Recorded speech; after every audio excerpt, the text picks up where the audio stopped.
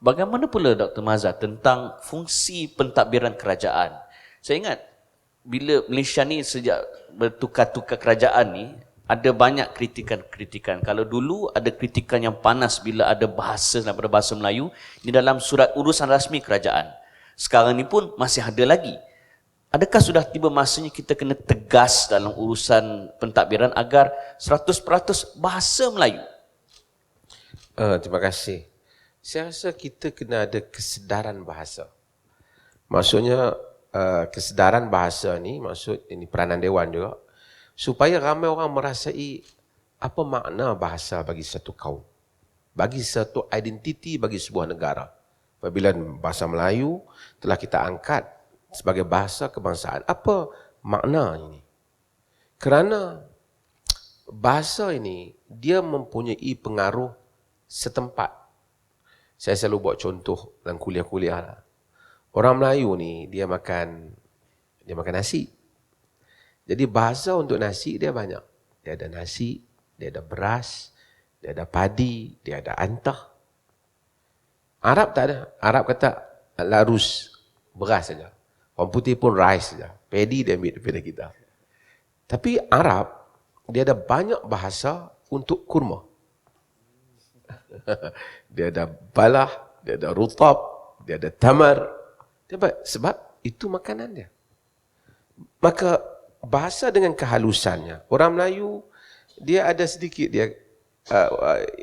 dia kalau raja, dia kata bertitah. Nabi, dia kata bersabda. Kita berkata-kata. Tuhan berfirman.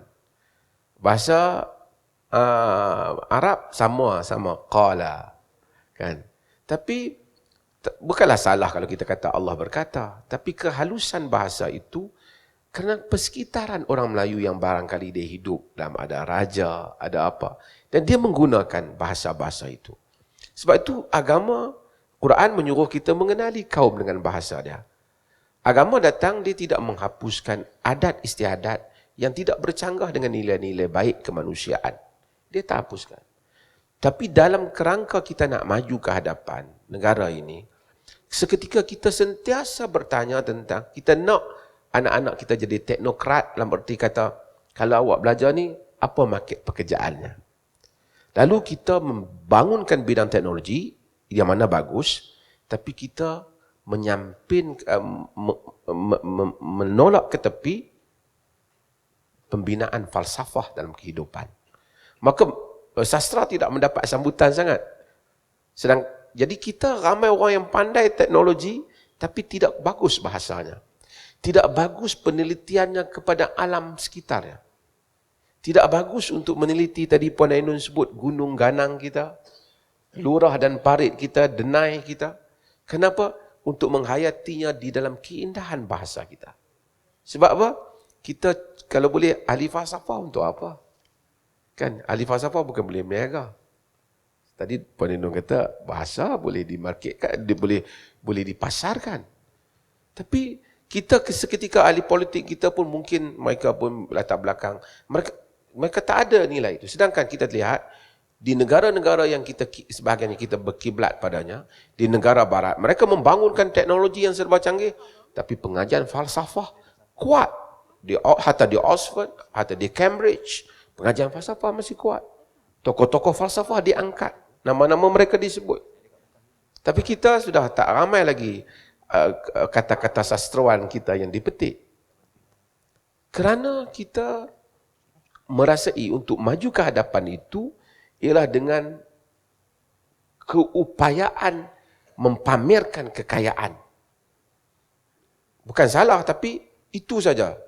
Bukan keupayaan mempamerkan ketinggian nilai budi, kekukuhan identiti.